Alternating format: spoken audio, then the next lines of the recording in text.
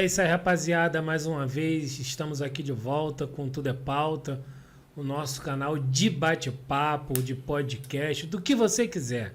O importante é a gente trocar uma ideia livre, libertária, saudável. A gente agradece aí a todo mundo aí que está com a gente, está assistindo. Quem quiser e puder, dá o like, curte, compartilha, que ajuda a gente a divulgar o nosso trabalho e construir o nosso futuro. Então, paz e bem para todo mundo. Hoje a gente vai bater um papo aqui com o meu parceiro Henrique, meu parceiro Marco Antônio, com o nosso irmão que está aí captando nosso som, nossa imagem. Então a gente vai trocar essa ideia aqui. É uma ideia que vai fluir, que vai rolar. E vamos pensar aí que a gente vai fazer um traço da vida mais comum que tem no mundo, cara. Às vezes eu fico escutando a galera falar sobre crise, falar sobre dificuldade, putz, principalmente as novas gerações. E tantas e muitas vezes eu fico pensando, reflexivo. Será? Só será? Se essa galera tivesse nascido há 50 anos atrás, que pegou um país com inflação de 300, 400, 500%, pegou um país afogueado ainda por uma revolução ocupacional militar das mais duras que teve na história desse país, pegou um desequilíbrio socioeconômico gigantesco. Pô, será que se aquele cenário se repetisse hoje, essa geração em curso manteria as críticas do difícil e da dificuldade? Então é nessa linha, é um bate-papo, é uma trajetória, é uma linha do tempo e é livre. E aí eu vou passar aí para o meu parceiro Henrique, que vai começar esse bate-papo para a gente se provocar, pensar, fazer uma reflexão crítica do pensamento. Olá a todos. Refletir é necessário, né, cara? Sem isso a gente não se movimenta para lugar nenhum. Primeiro, a gente precisa observar quem somos, onde estamos, para a gente poder traçar para onde a gente vai, quais os caminhos que a gente vai seguir. Não o único, mas os caminhos que a gente vai seguir. É bem interessante que você toca aí a década de 70, né? Década de 60, 70, que a gente está margeando esse nascimento, nesse período, final da década de 60.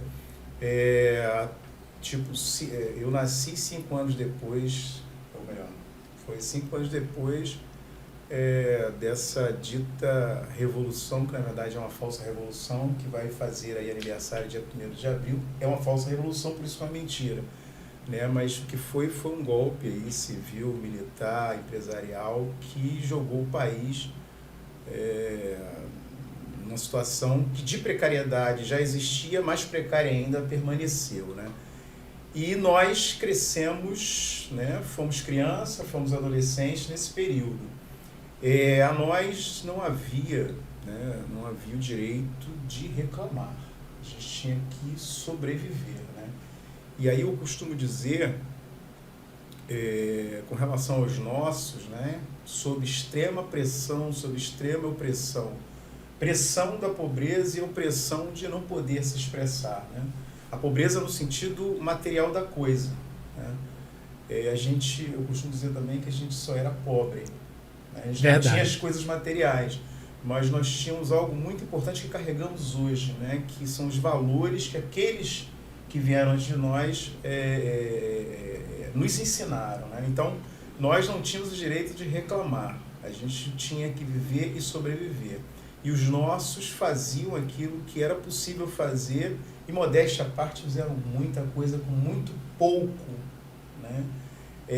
Eu sou de um tempo, não romantizando o espaço, o território onde nós nascemos e crescemos, nos tornamos adultos, né?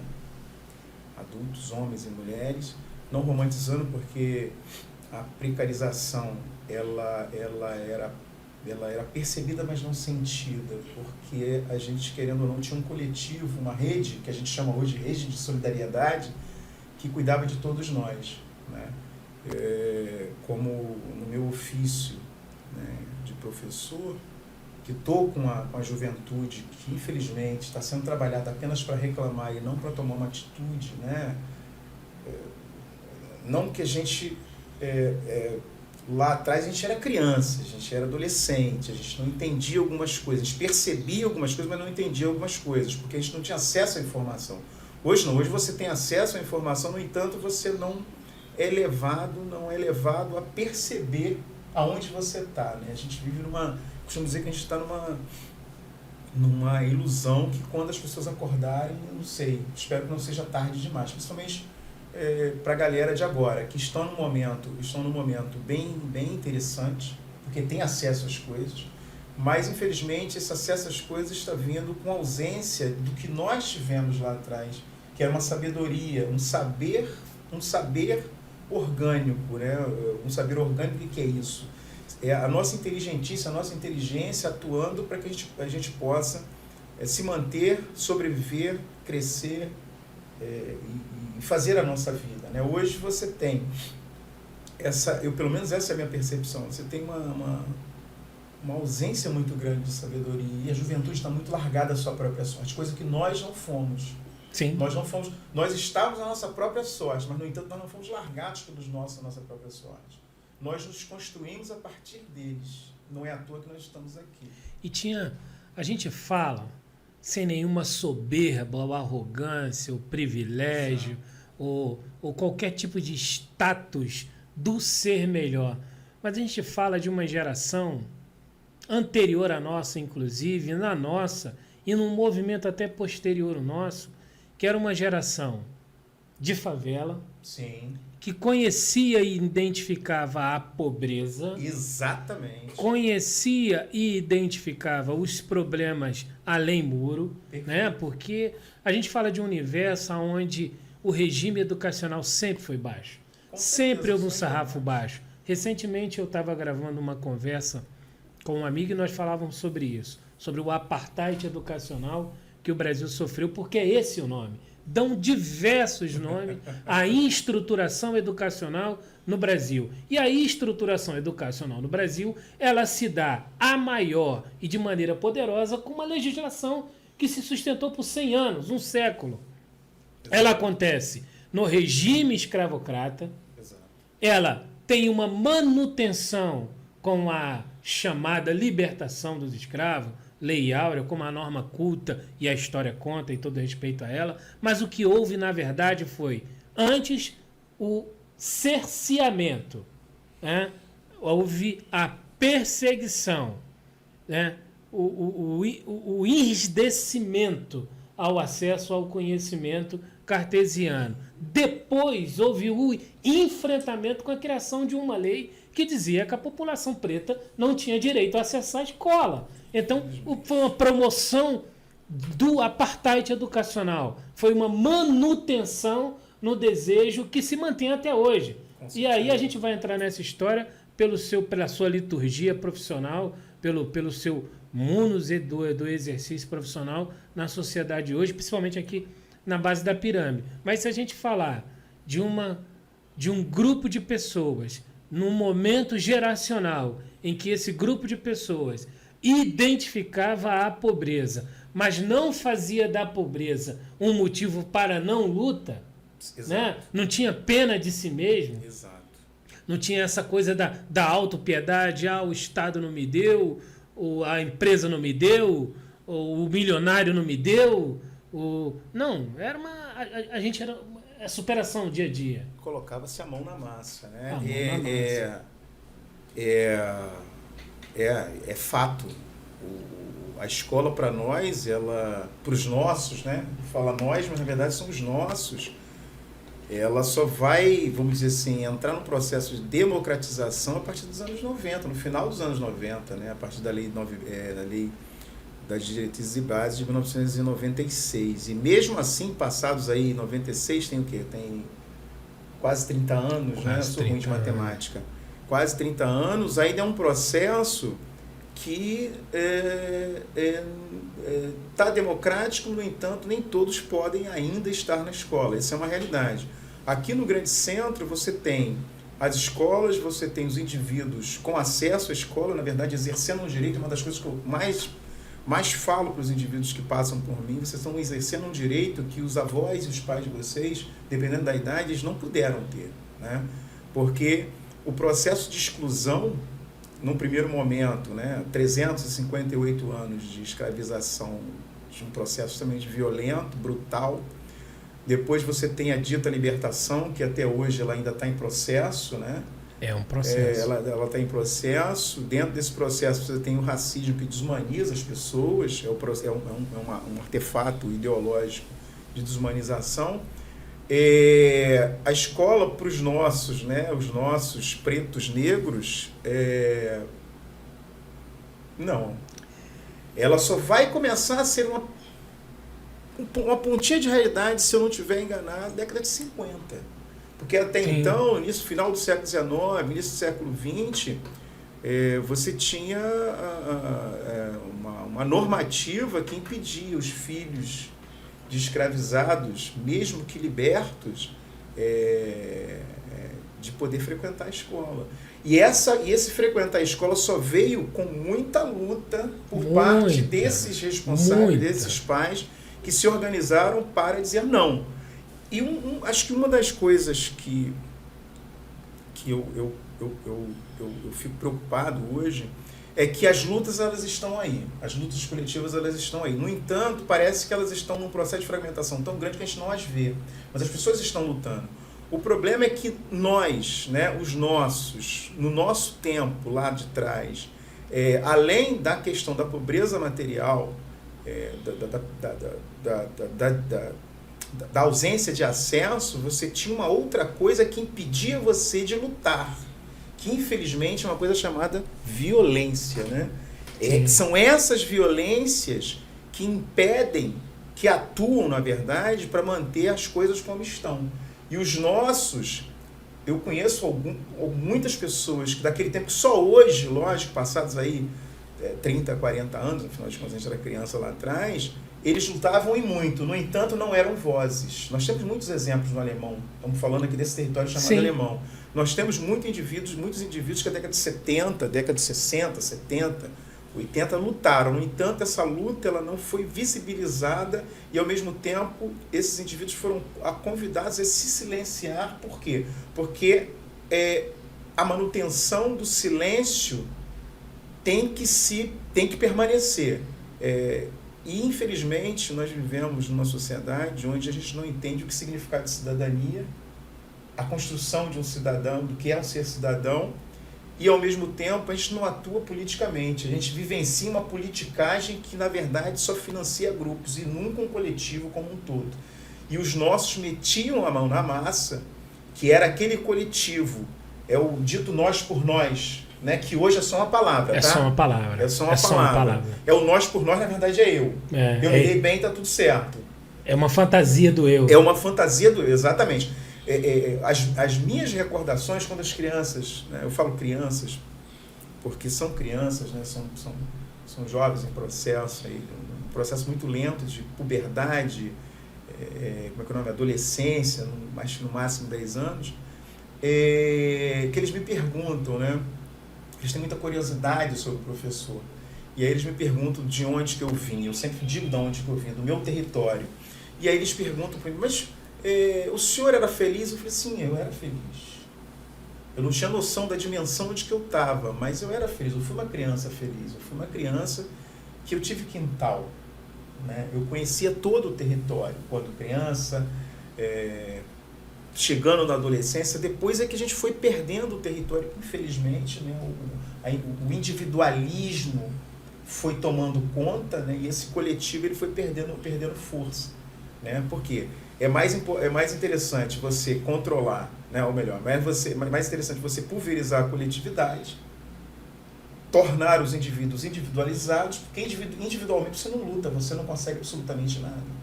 A luta é sempre coletiva, né? E eu acho que nós hoje estamos vivenciando exatamente o eu pelo eu, no entanto, esse eu não existe sem os outros eus. Então, esse é um ponto em que o mundo contemporâneo, com toda a tecnologia, vivendo a geração do IA, né, da inteligência artificial e tudo mais, não preserva a união dos movimentos como foi um dia. Exato. Hoje o que existe são lutas, elas existem, elas estão postas nós respeitamos todas as entidades de resistência, natural de resistência, que sejam as que estão ligadas às questões étnicas, raciais, sejam as que estão ligadas aos movimentos de gênero, sejam as que estão ligadas com relação ao flagelo social que se mantém nesse que é o tecido social brasileiro. Mas o que falta ainda, o que a gente sente falta, Henrique e Marco Antônio, é um alinhamento sutil de unidade. Perfeito. Tudo bem, você pode pensar diferente? Sim. Lógico que pode. Deve. Pensar diferente é extremamente sadio, extremamente saudável. Esse diferente pode ser de um mesmo tema? Lógico que pode. O que não pode ter é uma ausência de alinhamento para um resultado comum. Cara, se eu tenho um movimento afro em tal lugar, um movimento afro em outro lugar, um movimento de gênero em outro lugar, um movimento social sobre o flagelo social da insegurança, da fome ou da violência em outro lugar, e se são vocações para debater o mesmo assunto separado, tudo bem. O que não pode é não ter uma linha horizontal no mesmo propósito. Perfeito. Porque se você pode ter outra vocação, quer dizer, você pode ter a mesma vocação de outra maneira, me corrigindo, mas você não pode ter o objetivo da solução, daquilo que é o seu propósito vocacional, diferente dos demais. Você não pode ter uma luta entre as lutas, uma guerra entre as lutas. O coletivo não pode ser só um nome bonito para você fazer um discurso numa tribuna, num púlpito, ou ao ganhar um prêmio. O coletivo tem que fazer sentido no dia a dia, no cotidiano e gerar resultado. E num dado momento da história, os movimentos também se apartaram. O alinhamento de propósito também aconteceu. E aí, Henrique, antes da gente entrar na sua história e dar um salto para trás e entrar na sua história, todas as vezes que eu olho na linha do horizonte com a consciência crítica a partir de mim mesmo, eu fico sempre pensando aquela máxima da guerra, né? Dividir para conquistar. Exato. Me parece que estão sempre conseguindo colocar o germe da divisão no comum e aí avançam sempre as velhas conquistas sendo atualizadas no mundo contemporâneo. Quando se toda essa diversidade de movimento com um único propósito tivesse junto, os resultados seriam muito maiores e melhores. Teria sido erradicado o preconceito? Teria sido erradicado a insegurança alimentar? Teria sido erradicado a miséria, que é mais importante erradicar a miséria do que a pobreza, porque me parece que querem erradicar a pobreza e esqueceram a miséria, e esquecem que se você erradicar a pobreza, você erradica o pobre. E quando se diz, aonde se diz e onde se lê erradicar a pobreza, ao erradicar o pobre, a gente se diz erradicar ser humano. E o ser humano então não tem valor nenhum. E a pobreza não tem valor nenhum, e ao contrário, a pobreza ela é extremamente importante. O que não é importante é uma pobreza indigna, é uma pobreza com similaridade e conteúdo da miséria, mas uma pobreza com acesso à educação, uma pobreza com acesso à saúde, uma pobreza com um ambiente arquitetônico e urbano de dignidade para a pessoa humana, ela é excelente. Ela é excelente. Porque ela é um ambiente profícuo para você se desenvolver. O que não pode é pegar uma pobreza e encher de elementos miseráveis que torne ele num lugar muito piedoso e muito comum. Então, essa preocupação da união, unidade, dos juntos, essa consciência é que ela em algum momento se desconectou. Sim, sim. Eu acho que um dos pontos, são vários pontos que a gente está observando, né? Eu queria complementar que você falou lá voltando lá para os anos 70, né, 60. A gente sabe que a crítica, né, foi tirada aí da escola, né, daquele PPP, né, projeto político-pedagógico, nos anos 60, né, nos anos 70. Nós tivemos 68, você vai ter um esvaziamento. Que tem um movimento crítico estudantil no mundo todo, na França, no Brasil, e aí foi tirado como é que eu vou te dizer? O incentivo à crítica da escola foi tirado. Entrou moral e cívica, entraram outras matérias, tiraram a história. Esse poder de crítica, né, foi retirado da escola nos anos 70 e seguiu até os anos 80, quando a gente pegou essa escola, onde se falava que era proibido falar em política. A gente é político, Lembra né? disso? A gente é um animal político. Cara, Aí eu te isso pergunto, hoje, como é que está a capacidade crítica dos estudantes? Uma das grandes máculas no poder do pensamento é ter incutido na cabeça de um coletivo frágil da sociedade que a política é um grande mal. E era proibido falar em política. Agora, uma coisa são os partidos, outra coisa são os políticos, e uma outra coisa extremamente diferente é a política, porque inclusive a política é a batuta que deveria reger toda a moral dos partidos, é a batuta que deveria reger todo o comportamento obrigatório de um político em exercício. Mas o mau comportamento do político e às vezes o mau posicionamento do partido contaminou a consciência política, enquanto todos somos ser político. Com certeza. Já disse lá, se eu não me engano, foi Aristóteles, há um bom tempo atrás. Né? Sim. O homem é um animal político. Sem o exercício da política, ele é só um animal. E, infelizmente, é uma das coisas que eu também sempre comento, nós fazemos política a todo momento. Ao acordar, né, nosso caminhar durante o dia até... É uma política, né, cara? Sim, Lógico, sim. É um posicionamento. Tudo é um posicionamento político. O meu fazer profissional é um posicionamento político. O meu fazer familiar é um posicionamento político. O meu fazer de construção de indivíduo é um posicionamento político. E por aí vai. O grande problema desse esvaziamento é exatamente o quê? Tirar do indivíduo a capacidade de ele ser o agente. Né? Coisa que lá... Porque quando a gente fala assim... Parece que lá era melhor. Não era. Lá não era. Não era. É que nós tínhamos, mesmo inconscientemente, que na verdade era bem consciente, os nossos tinham a ação, tinha a agência da ação. E é por conta dessa agência da ação que você teve todo um movimento para impedir que esses movimentos se movimentassem, esses indivíduos se movimentassem os movimentos. Porque essa capacidade crítica, por exemplo, que nos foi tirada, também tirou uma massa das universidades. Com certeza. Né? Porque a grande educação de massa, que é a educação pública, isso, ela foi negada a crítica. Ela foi negada desde sempre. Quando você chega no vestibular, como é que são as provas? Que ela vai medir o quê? A tua capacidade crítica. Exatamente. Mas só voltando aqui, depois aí eu retorno para ti.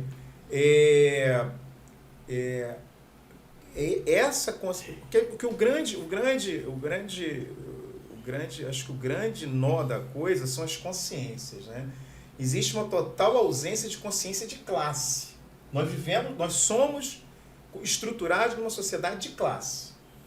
Eu pertenço a qual classe? A primeira coisa que você tem que definir, tem que se perceber.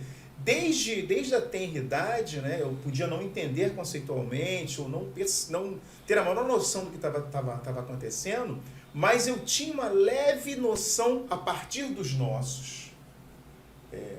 Mãe, pai, tios, avós, que nós pertencíamos a um grupo X. E é essa percepção que fez com que nós fôssemos criados dentro do quê? Dentro daquilo. Nós somos o quê? Trabalhadores. Né? O problema é que hoje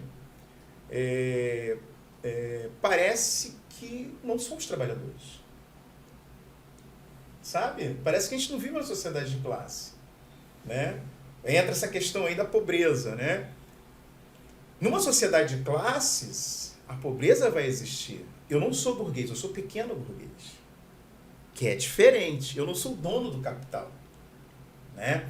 E aí a pressão né, quando a burguesia toma o poder lá em 1789, que vai transformar o mundo naquilo que a gente chama hoje de contemporaneidade, A Revolução Francesa e todo o processo de revolução industrial que vai acontecer, você vai ter uma nova classe surgindo, que é a classe operária, que é o trabalhador. Esse trabalhador que vai fazer pressão sobre essa classe burguesa para quê? Para que a riqueza socialmente produzida ela seja socializada. Aí entra a questão, se você tem acesso à educação, a questão da pobreza, né? Se você tem acesso à educação, se você tem acesso aos meios de transformar a sua realidade, se transformar e transformar a sua realidade, essa pobreza ela vai desaguar. Agora, se você não tem acesso, de pobre, nós nos tornamos miseráveis. Eu acho que a leitura que eu faço hoje é essa. Nós temos acesso às coisas, no entanto, nós estamos muito mais miserabilizados do que naquela época que nós não colocado tínhamos. nessa consciência, sem ser dela. Sim, exatamente. É um estado de estar, um estado de transitório. Exatamente. Porque quando você se entende, cara, você veja, você pega todo esse movimento histórico, surge aqui, mais do que a consciência, a imagem. Até então, o proletariado, o operário, ele estava num gueto. Estava num gueto. Ele estava jogado num gueto, a sua própria sorte. No entanto... Sem regras, sem nada. Sem regra, sem nada. Então vem o movimento industrial, vem o capitalismo, vem o socialismo, vão nascendo todas as ciências reguladoras da sociedade, justas e necessárias. A crítica vai surgindo. Ela começa como resistência e vira crítica, né? O poder do exercício da crítica. Mas, veja bem, nós estamos falando de surgimento ou de aparecimento.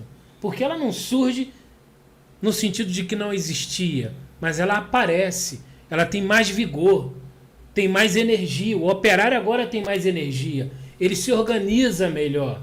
Quando ele chega com a consciência crítica dos movimentos dos operários, com a formação dos sindicatos, com o debate com o patronato, né, com o debate com a sociedade, com as discussões dos direitos, né, com a acentuação do valor do seu serviço prestado, do referente ao produto construído a partir da sua produção. Então, você tem agora, cara, não é uma descoberta, mas é a visão, a visibilidade de algo que ficou relegado a uma margem, a um ambiente marginal durante séculos. Uhum. Então você tem você tem um movimento civilizatório do que estava escondido. E você tem um conjunto de pessoas que não aceita mais ficar atrás do palco da vida, que não aceita mais empurrar o carro alegórico da vida, né? Você tem vozes que vão ecoar.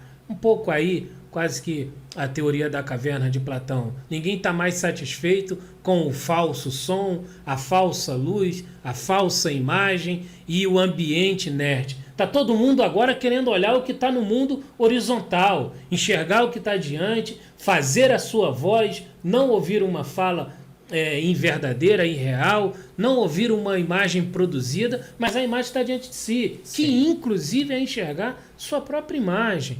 E aí, meus amigos e a galera que nos ouve e nos vê, é essa curva importante. A gente conseguiu chegar até aqui.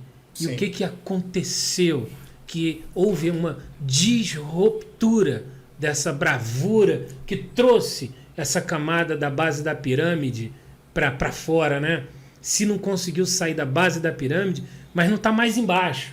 Está do lado. Talvez a pirâmide, talvez não, a pirâmide continua existindo. Vou até me corrigir. A pirâmide continua existindo. Mas o que acontece é o seguinte: nós até podemos ter um percentual embaixo, mas o maior percentual estão dos lados. Dos lados, exatamente. Estão dos lados. E estando dos lados, alguns agem aqui, buscam agora mais formação educacional, se aproximam de uma vida intelectual, constrói saberes, tecnologia, se insere em outras camadas de cima. Isso vai fazer a pirâmide pender, quebrar, ruir? Não. Isso vai criar um trânsito inexistente, que é quem está na base sai para os lados, estando dos lados vai ao meio, vai na ponta, desce. É um trânsito Não podemos ser inocentes em achar que a pirâmide social vai deixar de existir, mas a pirâmide social vai paulatinamente ficar mais democrática. A ideia é essa, né? Afinal de contas, vivemos numa sociedade democrática, livre, né? Onde os indivíduos eles precisam, penso eu, no primeiro momento, se perceber como cidadãos. Né? E cidadão não nasce pronto, cidadão se constrói. O lugar da construção de cidadania além do teu espaço coletivo, principalmente porque o nosso espaço coletivo foi um espaço democrático, foi um espaço onde a gente aprendeu muita coisa, mas principalmente o espaço institucional. O cidadão se constrói na escola, né? Porque são os direitos, deveres e obrigações. No entanto, aí eu acho que a gente tem uma multiplicidade de grupos, indivíduos em processo não de revolta, mas num processo de reivindicar as coisas. No entanto, a percepção que eu tenho é que parece que onde está aquilo que a gente falou há pouco? Cadê o coletivo? Então, mas aí assim, não é nenhuma provocação. O que acontece? Henrique, aí você pode falar um pouco, Marco, fica à vontade, você pode falar um pouco dessa trajetória, né, do menino que vai para a escola pública, que enfrenta todas as dificuldades, que precisa trabalhar cedo, que encontra depois novamente uma reconexão com a educação, e hoje você vai falar um pouco dessa trajetória e terminar com o que você é hoje em dia. Mas uma coisa que a gente não pode de maneira nenhuma aceitar é que você, todas as pessoas advinda dessa realidade são exceção. Sim, mas exceção. Que é fundamentalmente possível que seja uma regra, desde que você se desvincule da autopiedade, você se desvincule do sofrimento em fazer sacrifícios. Com certeza, você precisa se desvincular disso. Para você se desvincular, primeiro você tem que perceber quem você é e onde você está na fila do pão. Né? Sim. Na fila do pão. Onde você está dentro desse processo. Mas só voltando um pouquinho, a impressão que me dá hoje é que as pessoas acham que os direitos eles foram dados. Não, o direito é luta coletiva. Todos os direitos que nós alcançamos não veio porque alguém quis dar. Ou a classe que manda não quer dar nada, mas foi por conta de grupos de pessoas que lutaram para que você possa ter, de fato, hoje uma educação pública de qualidade. Né? Sim. É uma educação que ainda está num processo muito lento para poder alcançar. Nós estamos numa grande metrópole, que é o Rio de Janeiro. Né? Apesar de você ter escola, ainda falta escola. Né? Então, a impressão que eu tenho, principalmente lidando com jovens, é que eles, lógico, eles são jovens, nós também éramos, também não tínhamos noção de absolutamente nada. Mas é que a impressão que me dá é que eles acham, ou eles acreditam, ou está sendo passado para eles, que o direito foi algo dado. E esse direito não cobra deveres e obrigações. Né? Então, quando a gente não percebe que o direito é uma conquista, a gente acha que ele é dado, a gente não quer exercer ele. Quando a gente não exerce, se perde fácil, como muitas coisas que nós estamos perdendo atualmente, exatamente por conta desse esvaziar do pensar coletivo, né? Esse esvaziar de que direito se conquista com luta, né? E luta coletiva, com muita consciência. É isso que a gente sempre fala, a consciência de si, a alegoria da caverna de Platão.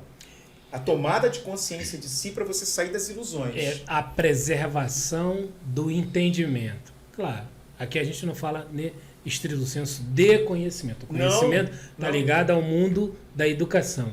Mas a consciência do entendimento, entender que, cara, é conquista. Sim. Não foi dação. Então você está diante de você, nesse momento, nesse tempo atual, de um direito. Direito à educação, direito à alimentação, direito à saúde, direito a saneamento e tal. Inclusive, o marco regulatório da água aí está sendo uma catástrofe nos últimos anos. Então você tem um monte de direito aí. E aí todo mundo enfrenta esse monte de direito sem entender que esses direitos são advindos de movimentos que geraram conquistas. Primeiro eles foram conquistas, Hoje eles são direito. Então, cara, é ter essa consciência, saber que o direito está diante de nós nesse momento, seja ele qual for, ele está baseado numa conquista. E Sim. toda conquista está baseado no enfrentamento, em lutas árduas, lutas em muitos momentos até sanguíneas, onde pessoas derramaram seu próprio sangue. Exatamente. E Então, o movimento, é ele ter parte essa da consciência. mobilização, né? Mobilização. Então, se você tem essa consciência, quando você está diante de um direito, com segurança você vai saber valorar mais, Sim. vai saber usar mais, vai saber manter a reivindicação de que ele não seja erradicado. Exato. Às vezes a gente vê direitos profundamente importantes para a manutenção da sociedade mais pobre sendo toda hora debatido para que eles sejam encerrados. Exatamente. E muitas vezes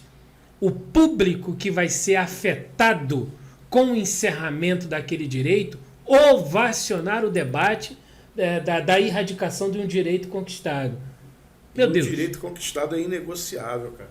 Oxalá ouça a nossa voz nessa tarde e dê consciência Então, a essa galera.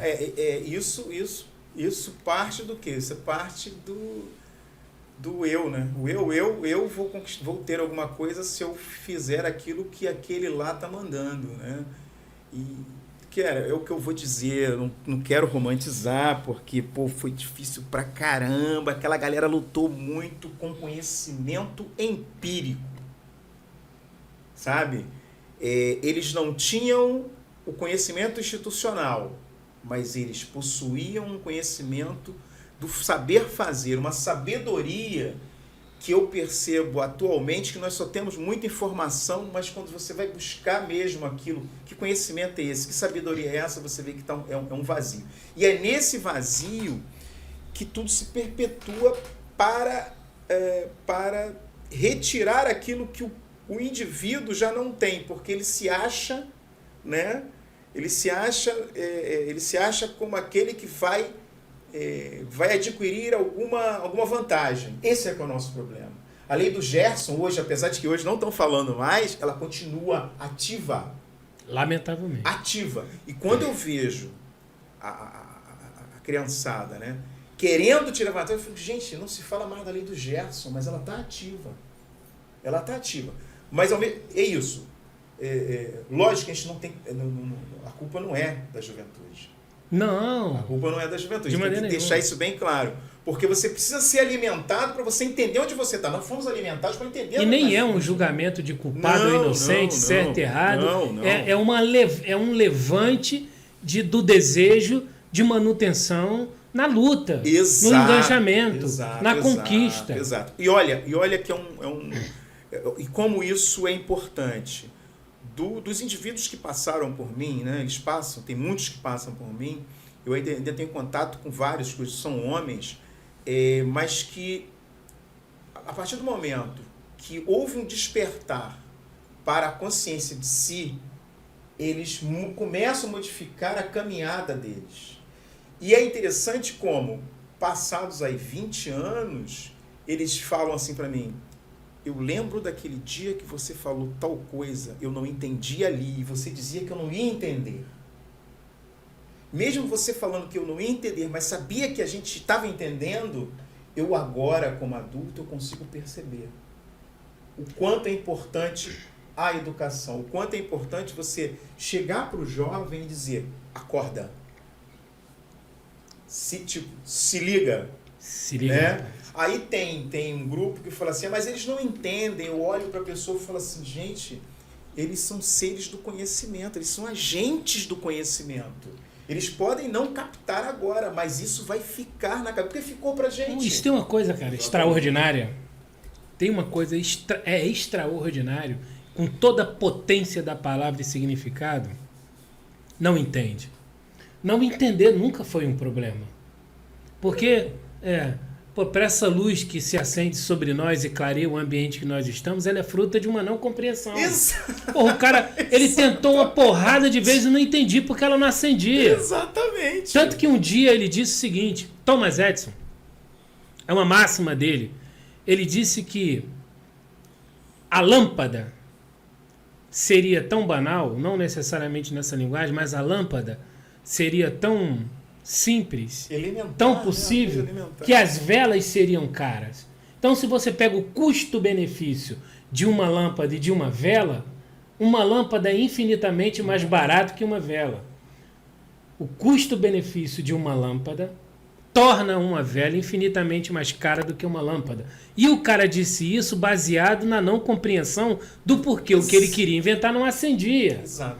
Então, cara, se você chega hoje na casa mais paupérrima, se tiver energia próxima, tem uma luz acesa. Sim.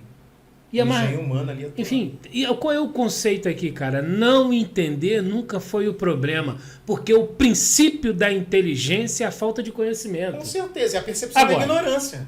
Quanta gente ignora O das ser coisas. não inteligente, o ser que não compreende, ele luta pela compreensão. Exato. Ele busca a compreensão. Exato. Né? Ele investe no instrumento que vai promover a compreensão. Com certeza.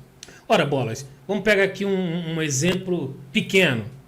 Não pequeno, deixa eu me autocorrigir e pedir desculpa antecipadamente. Mas um exemplo que está na margem. Eu trabalhei na construção civil durante anos da minha vida. Senso comum. Em muitos canteiros de obra que nós chegávamos, nós não tínhamos a planta da construção. Mas nós tínhamos uma memória de construção similares e isso permitia que aquela equipe no canteiro de obra avançasse sem a planta. Sim. Não foram poucas as vezes que na metade da construção ainda não tinha chegado o projeto. Na metade, eu estou dizendo que nós chegávamos no canteiro, num terreno vazio, sabíamos o que ia ser construído, havíamos sido contratados para aquilo, iniciávamos o processo básico de construção, sabendo qual seria a construção, e muitas vezes próximo da metade da construção ainda não tinha chegado o projeto. Quando o projeto chegava, não foram poucas as vezes que eu assisti meu próprio pai ser parabenizado porque ele havia corrigido na origem. O projeto chegava com falhas e a obra executada estava perfeita. Então, essa capacidade de extrair o conhecimento do não saber, ela é uma capacidade, cara, ela está plasmando, é quase metafísica. Mas você de vez em quando tem que acessar ela. Você citou um exemplo que a gente estava comentando um pouco antes, é exatamente isso. É a experiência empírica, o saber fazer o saber fazer da experiência, né? Porque conhecimento formal e conhecimento do engenho humano. Nós somos, como diz nós somos o Homo sapiens sapiens. O sapiens é o que? A sabedoria. A gente usa a nossa capacidade de observação para transformar a realidade que está ali próxima de nós. Então, ele não tinha o conhecimento institucional, mas ele tinha o conhecimento empírico do saber fazer. Né? Ele não sabe ler uma planta, né? Mas ele consegue compreender o que é para ser feito a partir daquele solo, a partir daquilo que pensaram para fazer, e aí ele necessariamente ele não lê, ele lê e muito bem. Sim. E muito Agora, bem. que tipo de letramento? Que tipo de letramento, exatamente. Agora, o único letramento que existe é aquele que a gente conhece das vogais e de todo o alfabeto? Não.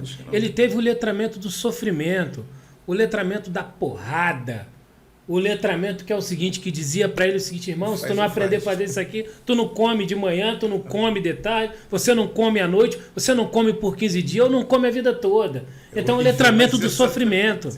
Tem um letramento em tempo não de... deveria, não deveria. Não deveria, assim, cara, né? mas ele vem, cara, ele acontece quando você está sujeito a um grande sofrimento por ausência de conhecimento, você vai aprender. E aí entra o que você tinha me perguntado para eu falar, né? Não vou falar sofrimento, porque como é que eu vou te falar, cara? Eu fui bem criado, eu fui bem cuidado, né? Eu fui bem cuidado pela minha mãe, eu fui bem cuidado pelas minhas tias, eu tive um quintal, o Marco tá aí, nós fomos bem criados. Fomos bem criados. Num quintal, né? Um quintal verdadeiro, um quintal existente, um quintal metafórico. Logo, a gente nunca foi abandonado. E eu sou conhecido até hoje, ninguém me conhece, mas quando eu falo que eu sou filho da Dalvanira, tu é o Carlinhos, eu fico assim, caramba, como é que é isso? E a pessoa não lembra de mim, mas quando eu falo quem é a minha referência, mãe... pô. A referência. A referência. Então, o sofrimento, no meu caso, eu não tinha opção. Lógico que nós estamos em tempos diferentes do teu pai, da tua mãe, das nossas tias, né? Que era o fazer. E eu também estava nesse processo, caminhando nesse processo, eu e muitos, né? Mas eu não tive opção do tipo assim de não fazer. Eu lembro que eu trabalho desde os 12 anos, né, cara? Nós não tínhamos opção nem de ser pessimista, né? Não Vai tinha. fazer. Não tinha. Choveu, vai fazer. Vai fazer, isso. Inundou, vai fazer. Não. Tem 5 mortos na frente, vai fazer. Exato. Tá tendo tiroteio, vai fazer. Não tinha exato. A interpérie. escola não parava. Lembra disso? Exato. A escola não parava, a vida não parava. Nunca, O problema é de nunca. vocês que moram lá dentro. Nunca. Exatamente. Eu lembro, olha, Pô. eu trabalho desde os 12 anos, né? Eu sempre fui, eu passei de estudante, trabalhador, para hoje trabalhador estudante. Ou seja, eu continuo na ambiência da educação formal, vamos dizer assim, né? Institucional. Por quê? Porque, como nós somos de outro tempo, nós somos do tempo que é exigido o papel. Sim. É exigido o papel. Sem o papel você não anda para lugar nenhum. Sem o papel você vai até aqui, aí de repente acontece um negócio, tu volta 10 casas. Aí quando tu começa a chegar, acontece alguma coisa, você volta 30 casas, e assim vai. Com o papel, não. O papel, querendo ou não, você chegou até aqui, com o papel você avança um pouco mais. Não é que mil maravilhas, não é isso. É porque você com o papel você não retrocede. Né? Você segue mais à frente. Mas o que eu quero dizer é o seguinte, é que eu sempre fui um estudante trabalhador e hoje um trabalhador estudante. Né? Sempre trabalhei e estudei. Foi fácil? Não. Muito difícil. Eu costumo dizer para os jovens que passam por mim, vocês são privilegiados porque vocês não têm que trabalhar. Eu sou do tempo que não tinha escola para mim, para os meus. Eu só estudei por conta de uma pessoa que não tinha educação formal, mas tinha noção de que estudar era importante. De repente não sabia para quê, mas que era importante. Os nossos fizeram isso com a gente. Mas aí é legal nesse ponto aqui abrir um aspas aí e dizer quem é o Henrique, qual é o trabalho do Henrique e qual foi a última conquista baseada num grande sacrifício do Henrique para a galera entender todo esse discurso. Quem sou eu, né? Sou o Carlos, hoje Henrique para os amigos, para os antigos. Eu me transformei no Carlos. O que é o Carlos? O Carlos é um intelectual. Né? O Henrique é um cidadão, uma pessoa super gente boa, chato pra caramba, mas uma pessoa gente boa. Curte a boa conversa, curte os amigos. O Carlos também curte. Só que o Carlos é um pouquinho mais chato, né? Mas hoje, a última conquista, né, que a gente conseguiu foi defender um doutorado. Hoje eu sou doutor, tá? Doutor na área de memória, de patrimônio, de identidade, que é a museologia e patrimônio. O museu, que é um espaço onde as pessoas acham que que coisa linda, um espaço de poder brutal, onde eu digo quem é e quem não é, onde eu apago mesmo e acabou. E é um lugar que precisa ser criticado, ele precisa ser criticado, precisa ser observado, porque é ele que diz, né? Bom, pelo menos essa é a pretensão do museu, de que diz o que é o país e quem é você. E, na verdade, a gente tem que entrar ali e criticar aquele espaço, porque nós não estamos nesse espaço. Né? Então, fiz o meu ensino fundamental com muita precariedade, mas, como o nome diz, fundamental, né? São os fundamentos. Também uma das coisas que eu mais comento com a galera que trabalha aqui, que está comigo, vocês estão no ensino fundamental. Aqui são os fundamentos. Você aprender aqui, você vai levar para a vida. E é exatamente isso. O ensino médio é apenas uma releitura, lógico, um ampliar de conhecimento, né, de reflexão, de tudo aquilo que você pegou na base, que é o fundamental. E, infelizmente, se fala muito de que o problema da educação no Brasil é a base. O problema da educação no Brasil é investir de fato na base. Porque uma base vem a construção. Sim. Se você não fizer uma boa base, vai levantar, cai no primeiro momento. Que é isso que acontece, que está acontecendo. Não se valora, não se valoriza a base, não se atua onde você está no momento de forjação de sujeitos e sujeitas do conhecimento, cidadãs e cidadãos. Até do caráter, né? Do caráter. O caráter que vem de casa e o caráter que vai ser construído no coletivo. Vai ser transformado. Que vai ser transformado, né? A educação que vem de casa com aquilo, ou melhor, o conhecimento que vem de casa com os conhecimentos que foram, vamos dizer assim, separados para ser socializados para todos, que são os conhecimentos básicos. Então, é a base que faz com que você se movimente para frente. Sem a base, você vai ter construir um caráter, um senso crítico, tudo, um olhar tudo. do mundo. Sem essa base, sem essa percepção da base, o que você vai jogar pro dito ensino médio são indivíduos que há muitos não vão perceber, não vão conseguir sair do primeiro ano do ensino médio. Vão fazer de novo, não vão conseguir sair de novo do primeiro ano pela segunda vez e assim vai. Mas o que eu quero dizer é o seguinte, a base ela é importante. Então a minha base ela foi bem construída.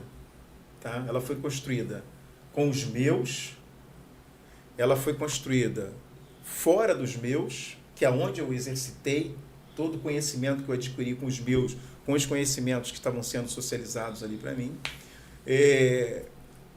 Meu ensino médio foi, na época era segundo grau, né? Foi tenebroso. Eu só consegui terminar porque, sei lá, alguma coisa dizia que depois que tu sai da adolescência, porque pobre não tem adolescência, né? Pobre tem que acordar desde cedo. Então, eu costumo dizer que eu já nasci velho. Então, hoje a gente tem um semblante mais agradável. Eu fui um feto velho, fui concebido um bebê velho, fui uma criança velha, um adolescente velho, hoje eu sou um velho velho. Mas a responsabilidade lá de trás era muito grande sobre nós, cara. Era muito grande. A gente estava tentando sobreviver, cara.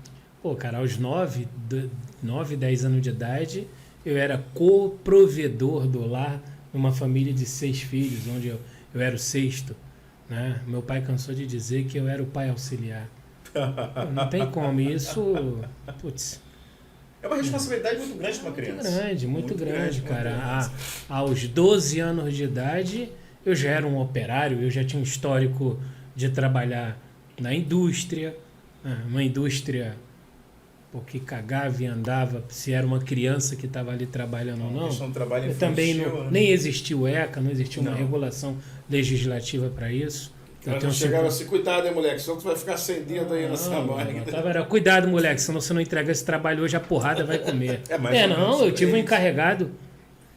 Eu trabalhei numa serralheria grande que a gente produzia para grandes empresas de construção civil, aos 12 anos de idade, e o cara botava numa linha de produção e numa determinada hora do dia ele ficava assistindo e ele passava, dava um soco nas costas. E aí, pô!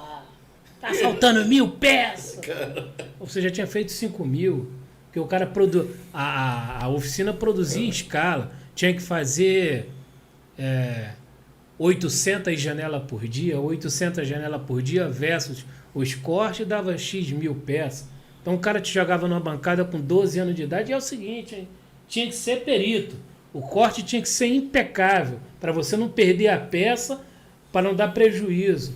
E quem era o cara? O cara era... Menor explorado. Quem era o cara? Era um ex-combatente da Segunda Guerra Mundial, o cara que tinha ido representar o Brasil na Segunda Guerra Mundial, voltou cheio de neurose, serviu a um órgão de segurança pública, não vamos citar aqui para não ser crítico ao órgão, até porque merece todo o nosso respeito, mas foi neurótico daquele órgão durante um tempo, saiu, assumiu uma linha numa empresa que permitiram que ele aquartelasse, que ele doutrinasse e não sei se por condição consciente, ele só trabalhava com jovens menores. Mais fácil, né, cara? E aí ele tornava cada operário do pátio de produção era um soldado, meu irmão. Até o dia que Bom, tudo enquanto ele esculachou para produzir, tudo bem. No dia que ele mandou esquentar a marmita dele, eu esquentei. Mas dele uma cacetada nas costas dele com a marmita, que ficou a marca da marmita nas costas dele até a morte dele. Quente. Não, muito quente. O mais quente que eu pude botar. Mas o grande... Mas ele também é o seguinte, ele não era um santo, não. Ele punha cabos para dar choque na gente durante o período de trabalho. Preparando a galera para guerra. Punha cabo, ele era um capitão do mato. Total. Por exemplo, isso tudo... Tua carteira estava assinada? Mas nem pensar. Então, eu só fui assinar minha carteira depois dos 20 anos. Acho que foi com 21. Quando eu saí do quartel com a mão na frente e outra atrás, sem nada. Não, eu assinei aos 16 porque aí eu deixei essa empresa e fui trabalhar na indústria química. Aos 16 anos de idade, eu trabalhava já, eu era delegado de sindicato. Eu entrei para essa empresa aos 16 anos, assinei a carteira aos 16 anos. Aos 16 anos e meio, com 6 meses de trabalho, eu participei de uma chapa que a gente concorreu à liderança sindical, e aí eu virei membro da comissão do sindicato para a indústria química daquele período. Participei de umas lutas aí, sindical aí, sofri uns 2 atentados aí, porque... trabalhar pro você bem imagina, comum. Aos 16 anos de idade, com uma escolarização precária, mas um idealista louco. Eu era um louco. Que bom, louco. É idealista. Eu achava que eu ia ser o Antônio Conselheiro do subúrbio. Aí, cara, numa indústria, cara, com a cabeça a 1000 por hora, cheio de... aí é o primeiro enfrentamento que eu tive na membro da comissão sindical. Foi numa discussão interna com os donos da empresa e os representantes sindical que estavam negociando uma baixa para o coletivo. E aí, como a gente não aceitou uma baixa... Então, é isso. A consciência de classe é muito importante. Hoje você trabalha, as pessoas trabalham aqui, o sindicato, para que sindicato? Para que pagar imposto sindical? Mas é a diluição do direito. Diluição da luta coletiva. Eu te falo, direito conquistado não é negociável, pô. Jamais, cara. Jamais. E aí o empregador coloca na cabeça do cara, pô, ou você tem direito ou tem emprego. Tirar os direitos e o desemprego continua. Mas voltando ao processo, né? Consigo terminar aí o ensino médio hoje, chamado ensino médio hoje, com muita dificuldade, porque de banca de jornal eu fui para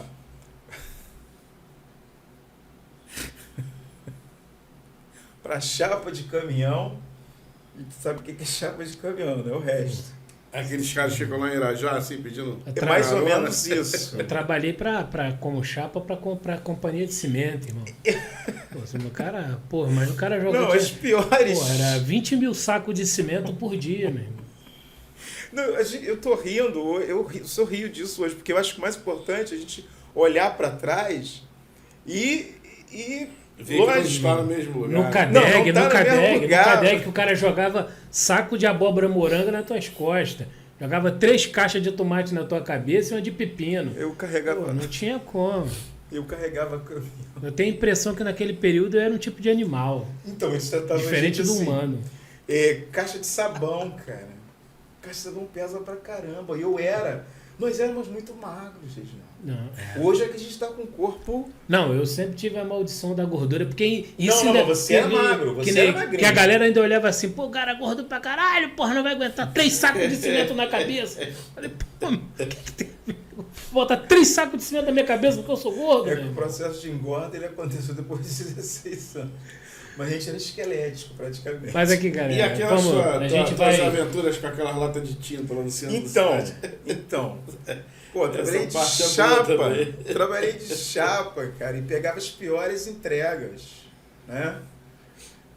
Tem episódios horríveis, tipo um jovem, né? É uma vergonha absoluta, do tipo, seguir exemplo de pessoas que não tem, que só correm, não tem nenhuma sabedoria em fazer a coisa, é horrível. E eu, jovem, né? Eu acreditava no mais velho. E aí eu fui fazer, horrível isso, eu conto isso para as crianças, morrem de rir. a gente foi fazer uma entrega, tudo bem, era de brinquedo, mas na Americana ali, Madureira, não tem aquele, era um estacionamento, não é estacionamento, era um lugar de carga e descarga ali em frente acho que é o Império Serrano, né? Sei. Isso, ali perto daquela passarela que a gente não vê a passarela, a gente só vê gente naquela passarela. Então, esse dia tava assim, muita gente, carro para tudo quanto é lado, e eu tô lá descarregando do meu jeito. Eu sempre fui uma pessoa que observei as coisas e procurei fazer para ficar menos pesado para mim, mas não, enche esse carrinho, que não sei o que. Aí eu fui, né? Eu fui na onda ali, naquele gás e tal, enchi o carrinho. Quando eu peguei e levantei o carrinho, que eu fiz a curva, foi brinquedo para tudo. Para tudo quanto é lado. Ele tomou conta das duas pistas. Sorte que o sinal estava fechado. Galera, a gente vai chegar no final aqui. O papo Já? tá bom. Vamos fazer uma segunda. Já? Vamos fazer uma segunda rodada do que a gente vai debater o regime escravo que nunca foi falado. Não, pode ser, mas E ó, lembrando, nada contra o Chapa, galera que Nada. bacana. Você tá doido? Eu pensei que um dia o cara ia ligar uma tomada nas minhas costas e fazer hambúrguer quando eu era Não. chapa. Mas Só só faltou pra, isso. só pra... A chapa que eu trabalhei foi na RIC, né? a gente chapa tem história de sanduíche. relação que hoje faz parte da nossa Queimava nossas a memórias, né? É história pra gente poder passar pros outros. Mas acho que o grande barato dessa minha trajetória é onde até eu terminar o ensino médio, eu não tinha noção do significado da escola. Eu só passo a ter noção do significado da escola quando eu percebo que o papel era importante. Porque ninguém nunca... As pessoas diziam, você tem que estudar, mas não diziam por que estudar, para que estudar, né? Então, eu termino o ensino médio, era o 2º grau, e disseram para mim assim, tá bom, eu acreditei, só que não estava. E aí, é sempre bom a gente falar que a gente não consegue nada sozinho, é sempre em conjunto e num coletivo. Eu me caso, né? Eu e Maria das Graças, a gente se casa, lógico que a gente se casa, não é só por isso, tem várias outras coisas, mas o nosso objetivo principal era para estudar, para a gente ter um espaço para a gente estudar. E passado um tempinho, né? Passado aí uns 10 anos, a necessidade de trabalho, né? E a ausência desse trabalho por falta do papel fez com que nós tivéssemos que fazer esse enfrentamento com esse mundo exterior que é a coisa chamada universidade. Porque cursos técnicos a gente não podia fazer, que era caro. Não tinha esses cursos técnicos que você tem hoje, entre aspas, que na verdade não é de graça, né? Mas está no espaço público, está em umas escolas públicas, os ensinos, as especializações. Você tem no nosso tempo acessibilidade. não tinha, hoje você tem acessibilidade. Naquela época não havia isso. Se você quisesse fazer alguma coisa com curso técnico, você tinha que pagar. Então, quando a gente vai fazer o enfrentamento da universidade, né, desse mundo que não é também era passado para a gente vê os muros que a gente tinha noção que existia, mas a gente não sabia que existiam, os muros sociais enormes. Então, você fez a universidade sem cota, né, no caso? Não, eu faço um movimento antes dos anos 2000. A gente faz um movimento antes dos anos 2000. E aí, nesse movimento, né, a gente percebe que, cara, é quase impossível. Porque o negócio era complicado, porque te cobravam coisas que não te socializaram. E o que me faz entrar na universidade é o meu ensino fundamental. Por incrível que pareça, foi o meu ensino fundamental. E o pré-vestibular aqui da... E os pré-vestibular que eu participei para poder como é que é o nome? Tirar os cimentos que estavam na cabeça. Na verdade, é um processo de desintoxicação intelectual. Desintoxicação intelectual, exatamente. A gente é muito intoxicado com relação ao pensamento, ao intelecto. Perfeito. O intelecto, para a gente, é colocado como um lugar inatingível, que não é nosso. Por isso que existe a diferença o Carlos pro Henrique. É aquela situação do impossível, né? Que você não sabe que é. Você não pode dominar uma fala assertiva, com coloquial certo, no tempo certo. Você não pode ter o conhecimento de determinado assunto. Então, você vai durante um tempo sendo intoxicado. Não chegar lá. Porque aquele lugar parece que não é E é o que a educação pode fazer, né, Henrique? Sim. É desintoxicar esse pensamento, Exato. é livrar você de ressentimentos inadequados, que você se ressentiu por toda uma vida, e corrigir. Por isso que buscar a educação, ainda que baseada em algum sacrifício, é fundamental para a transformação humana. É claro que vai acabar impactando na sua economia e tudo mais, mas para a transformação Porque o humana. conhecimento é poder. Sair né? desse ambiente. E é com isso Conhecimento que é hoje poder. eu agradeço a todos e todas que estiveram conosco durante esse tempo. Mais uma vez aí, segue, curte, compartilha, se inscreve lá no nosso canal para dar uma moral para a gente continuar o nosso trabalho. Agradeço a você, Eu Henrique. que agradeço. Agradeço ao Marco. Agradeço Então- ao time que está aqui trabalhando com a gente. A ideia do espaço do Tudo é Pauta, desse ambiente do Tudo é Pauta, é trocar essa ideia com os nossos, com os iguais. É claro que, famosos, queremos vocês aqui, mas o Tudo é Pauta nasce exatamente para esse espaço comum de ideia, transversal. Todo tipo de gente, todo tipo de vocação, em que a gente possa bater um papo, como foi hoje, com você, Henrique, que tem essa trajetória. E aí a gente vai ficando por aqui. Um abração para todo mundo e vamos que vamos. Isso aí.